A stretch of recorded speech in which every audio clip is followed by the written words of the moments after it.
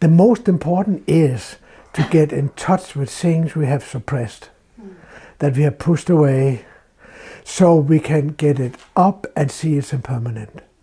So it also becomes our enlightenment. Because it's all is. But as long as it's suppressed and we are thinking about it or holding it back, or you don't come into your clarity. So it's very, very important that come into all of it. Live totally with awareness. Come in to really, if it's scary or beautiful or whatever it is, but meet it all and see through it. It's all your own true nature, essentially. But your own true nature is not a person. It's something, it's a fourth dimension, it's something we cannot really talk about, but it's something you can be. So we're only interested, we're not interested in these things in themselves as such, but we know that to come fully home, we need to get in touch with all these things. And often you have a glimpse of truth, and immediately it sabotages by things you have pushed away and don't want to deal with. And that's the ongoing story. That then there comes suddenly something, some feelings or some memories up that sabotage your clarity because you have been pushed it away. The moment there comes just one piece of clarity into you, there's trust. It's trust. To start having an awakening is pure trust. It's absolutely, you're not a person anymore, you're a being. So it doesn't matter what goes on with this person, really. Because it's not real. The sense of me is not real. But of course, when we do this kind of work here, we are going into the me and whatever this me experienced. But we are really interested to get things up from the depth so we can meet it and see it's impermanent. And that's the big difference between ordinary therapy and non-dual therapy. Non-dual therapy, we are interested in waking up. And ordinary therapy, you're interested in feeling better. In what? Feeling better. Are you feeling better now? But you have not solved the main question. It is the separation, the duality, the me. There is no me. It's a construction of thoughts. First, in every experience, first there is an experience. Boom, boom. And then the next split second comes in the me sense. And the third part of it is that the me sense say it's my experience. This goes on all the time. An experience arises, and then the sense of me arises. And then this sense of me put it together, it's my experience. That's, in a way, what goes on. And the thing is that whether we know it or not, there's only God. There's only godliness that runs the show here. Whether we know it or not. Also when we are ignorant, it's also God. It's not that suddenly when we awaken it becomes God. No, it's been God all the time. But God plays ignorant for some reason. And when you decide to wake up, it's not you who decides to wake up. It's also the divine that says, now it's enough. Now it's time. And suddenly you start being in other circles and other places, and you can only be really grateful that you are brought here, for instance. Because it's God that brought you here. It's the godliness that brought you here. It's not you, because there's no one really that decides anything. It's an ideology, it's a construction of thoughts that is also God.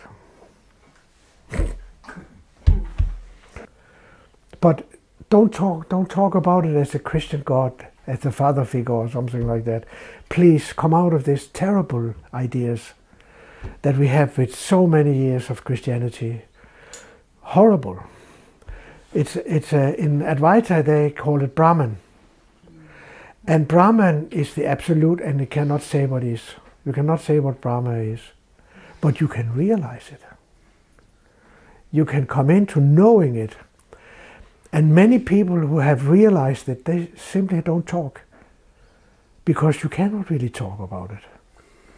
In India, you meet it again and again, a Muni Baba. It is a Baba a sir that don't talk. And I met one in Tiruvannamalai that lived in the wall in the big temple. He had a room in there in the big wall. And he hadn't talked, he hadn't been speaking for 10, 15 years. And he gave satsang in his silence through his eyes. And that is one of the good things to go to places like India, where it still is able to find it, because it really challenges our stupid life here. The stupid, superficial life that we are living. You look at people. So it's good to, I'm really grateful I went to India those days and start seeing another way of looking at life and live. And this Baba, this Muni Baba that I met in Tiruvannamalai, he had a dog that has small puppies in this wall, in this hole. And I was in there and it was such a beautiful energy there. Amazing. So to come to India in this way is really great, to challenge all your ideas about how things are. Really. And many who have awakened has just left and gone into the forest. It's not everybody who gives satsang. There are many who awakens and then it's done. And but we in our culture we don't even have words for it. You have to go to the Sanskrit to find words that expresses who we are, coming close to it, as close as we can. We have no words are for something deeper in us. And that also shows something about the superficiality we're living in. There's no words for the deeper part of life. So, Atman is Brahman. It means that the pure, absolutely pure sense that you have about yourself is Brahman. And yeah. So that's also what I want with you. I want you to inviting some glimpse into who you truly are. And you have to meet all this stuff from your childhood that otherwise will sabotage your clarity. You can have a clarity maybe half a second and then it's gone. Because there's so much there that you haven't seen through. Let me do a little meditation with you. Close your eyes.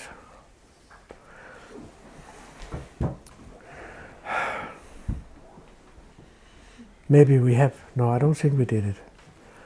But then we do it again. You wake up in the morning.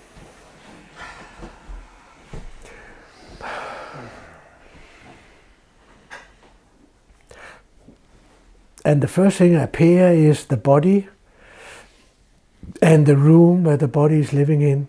All this you are creating without knowing it. It's not outside you. You are creating it from who you truly are. You're creating this room, you're creating this body. But that's not what you learn here in this low culture we're living in. I know. That's the first thing that happens. A body appears, and the room appears, and duvet appears, and God knows what. Yeah, Krise. Yeah.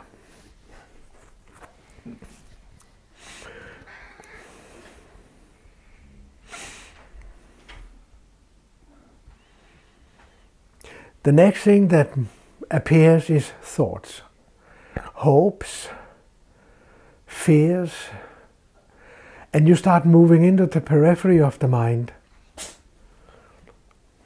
with hopes and fears, imaginations, thoughts, feelings, and you're moving away from the place where you came from. In deep, dreamless sleep, you are the source, but you are not aware of it. You are in samadhi. That's why when you come out, you say, oh, I had such a wonderful sleep. I'm so rested. You have been in samadhi without knowing it. And then you wake up and out of habit, you immediately start leaving this place. If you go to India, you will see that they meditate when the sun arises in the morning. It's also symbolic for that they meditate just when they come out of sleep. So they can benefit from this space of silence and that they come from. Maybe they can stay there. But we rushing out in expectations and hopes and fears and we move away from this silent place into the periphery of the mind, more and more and more. And the more we move away, the more unhappy we get. The more we get entangled, identified, lost in feelings, expectations, rejections, judgments, no end of it. And then you sometimes have a moment where there comes a little silence into your life. Somehow life is creating a moment of silence where you feel good. Because all this time where you feel good is moment where you have a little bit of silence. You take a walk in the forest maybe and you can stop the madness for a little bit, the computer, and really start feeling the trees and the body walking, and you start feeling good. Oh, why don't I do that more? Going into the forest and stop all this talking and thinking. These are moments you finding out to be silent. Or you may start meditating. That is, of course, also a great way to start coming in to the silence. The problem with meditation is that it's still a doing. You are still there. The ego is still there in the meditation. So that is the problem with meditation, that you can use the meditation techniques, the mantra, for a while, but then you have to be silent. Totally. And don't do anything. And that is difficult. So we have left now into the periphery of the mind. It's 8 o'clock and we're soon going to go to work. And we are so occupied with whatever is going to happen today and blah, blah, blah, blah, blah. And one thought is fighting another thought. And you're grasping one thought and denying another thought. And the more you're grasping and rejecting in the mind, the further away you go. And the more unhappy you is. The more pain you are in. Then you stop this game and you start experiencing every state that you meet. You don't think about it, you go into it and feel it. Totally. And after a while it changes and becomes another state. And no thinking. Just feel it. It could be judgments and feel that. It could be denial, feel that. Don't go into analysis and conceptualization and labeling and all this ignorance. Then you go down the layers, as I call it. You just feel experiencing every layer, because then it will go to a new layer and suddenly you start feeling better. Oh my God, I haven't really solved anything, but I start feeling good. Now you're coming close to source. You start coming close to home. Slowly, slowly. By seeing the impermanence of all this, you usually get entangled in and involved with. And what I tell you here now is the only way to wake up, to awaken, is to see through all this Maya. It's not some great belief systems or religion or all this. And suddenly you're home. And you haven't solved anything and you haven't found out of anything, but you don't need it. Suddenly you're totally in your heart. Not the emotional heart, but the spiritual heart. So take one of these dramas you usually go into, feelings. Take it up now. We have just been looking. So take one of them that was difficult from your childhood maybe. Somehow, something, and feel. Feel it. No labeling, no conceptualization, no analyze. Just feel it.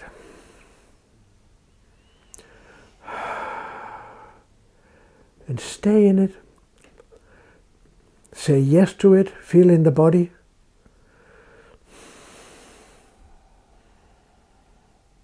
And sooner or later it will change. It will come a new feeling up, a new experiencing up.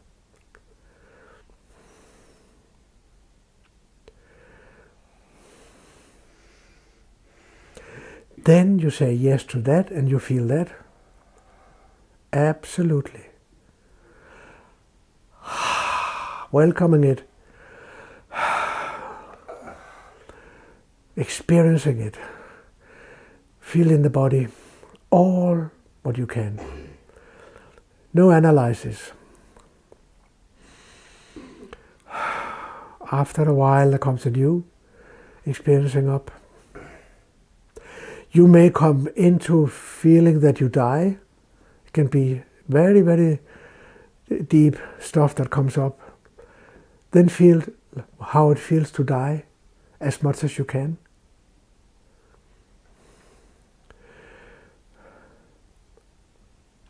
You may come into another scary one that is loneliness. Then be absolutely alone. Don't try to change it. And you will go down the layers and suddenly it will be more easy. Oh, I feel better now. I feel my heart. I feel stillness, silence. Now you're coming close. Then you allow the stillness to come out, the silence to come out from deep within you. Just allow it. It's been waiting. Om Shanti, they say in India. It's been waiting for you to go home. One of the words for the feeling or sense of the home is Om Shanti. Om is the soundless sound, and Shanti is the silence that is beyond our ideas about silence. And you stay here, and then you invite all these difficult feelings into the space you are now, and it all disappears. And you get more and more fulfilled, content, finished with everything. You invite it in, it disappears. Because when you are in yourself, it all disappears into you, because it came from you originally. This kind of talking I do now is so difficult compared, and so different from the Western understanding.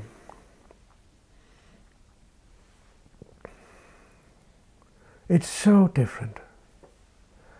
So that's why you come here, these where there is awakened people and people really looking deeper, so you can come home.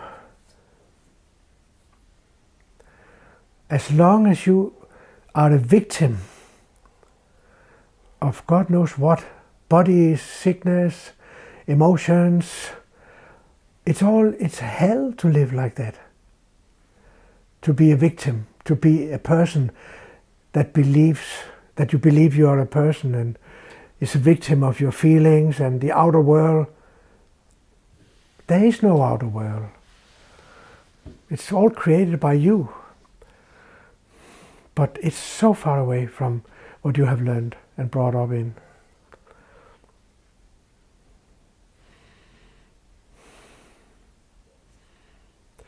But I also agree that unless we live like this, we don't need all the things we are buying and shopping, because we try to fill the emptiness out all the time with this meaningless shopping and buying. We have a humorist in Denmark, I forgot his name now, that tells the story that, what is his name? Havsgaard, yeah. That on many of these big supermarkets, there's a container just outside. So when you have come out with all your shopping, you don't need to drag it home. You can put it in the container outside and get rid of it. He has really seen something. No, you don't need all this stuff. And drag it home. Again and again, you must hear what I say and start using it. Now we were looking in the past, how we were brought up by unconscious people. They also don't know who they are. And we were brought up by them. And with all kind of traumas that is sitting in us still. And we have to meet it and see that all this is our enlightenment, essentially. All these dramas, but we have to get in touch with them first, because they're suppressed. That's why we do this kind of gymnastics we have done today, with going back. Find a safe place and then from there go back and meet all this that is repressed, pushed away. Then we start meeting it, and don't forget to feel it, that it's impermanent. It's all is. It's not real.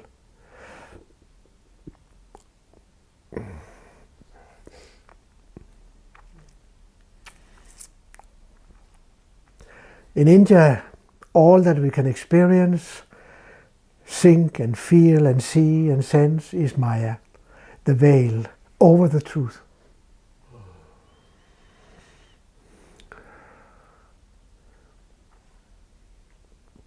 And we have to start understanding it and use it. So next time you are really getting triggered by something, next time your boyfriend goes out with another woman, sit down and feel it. What does it do to you? Feel it. And if you really do that, you will say welcome to him when he comes home. And he will say, what the fuck has happened to you? He expected a drama and a fight, and you say, welcome home. Yeah, that's when you get free. You really get free, absolute. And you also realize that nobody can give you love. You are love. We also live in this illusion that you have to find a boyfriend or a girlfriend that loves you. It's nonsense. You may find somebody who mirrors the love that you are. That is another matter. Mirrors it. But what do you do then? You project it immediately. And say, don't leave me, don't go away. Clinging to a mirror.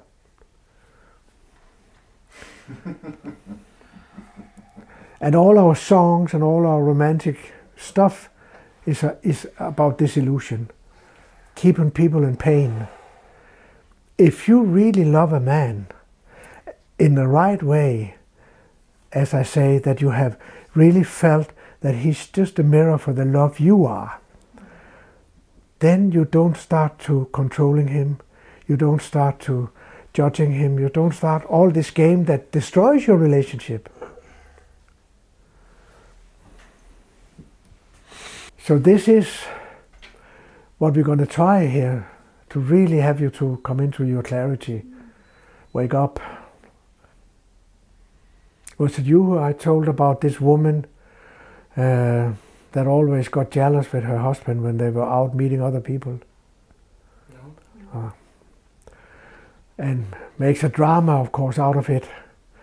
And whatever he's doing, he may be close to other women, but so what? She learned, she heard this about this, so she learned next time that she was out with him and he started being close to other women and she started feeling jealous, she found a silent place to sit down and feel the jealousy. Going through the layers, anger, sadness, jealousy, until she was free. And then she went in to meet him and he said, "Where have you been? I've been looking for you. Should we not do something together?" He could immediately feel her space. And he just wanted to be with her. Normally she comes and blame him. And he don't want to be with her. It's just a good example. She did it. What I teach. I don't know where I have the story from, but it's a good one. Normally she will make scenes and destroy the evening for both of them because she don't want to deal with this jealousy. Feel it. Jealousy. Oh my God, I get so angry I could kill him. Feel that. Feel that you really want to kill him.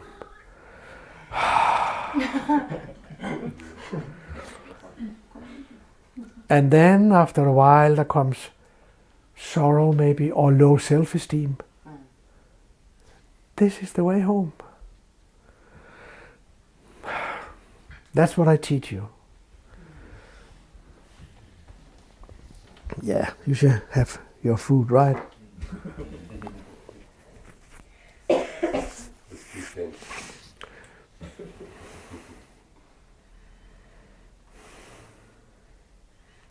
I told you many times of my Naya I was married to for some time, and we got married just short after my awakening happened. And we could have these dramas and fighting and quarreling. And when my awakening happened, I didn't go into it. I said I have to go for a walk. I told her, I just go for a walk, I come back.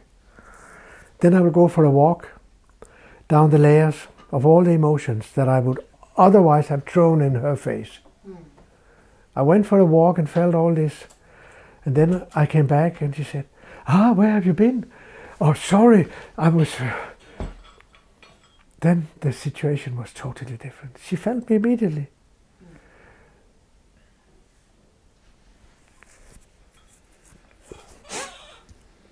Yeah. There is nothing to be scared of. It has no reality, all this that we are struggling with. And if you go to a normal shrink, it's all about analyzing and getting rid of something.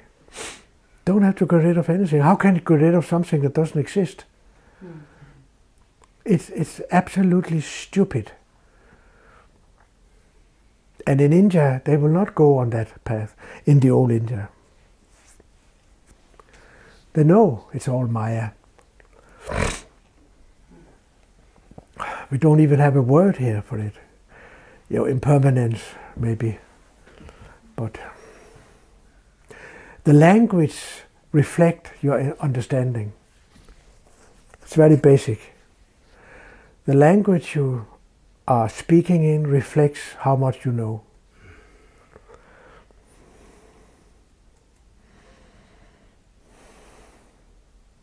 So, to wake up, like, come into a culture that has a more profound, deeper language about reality.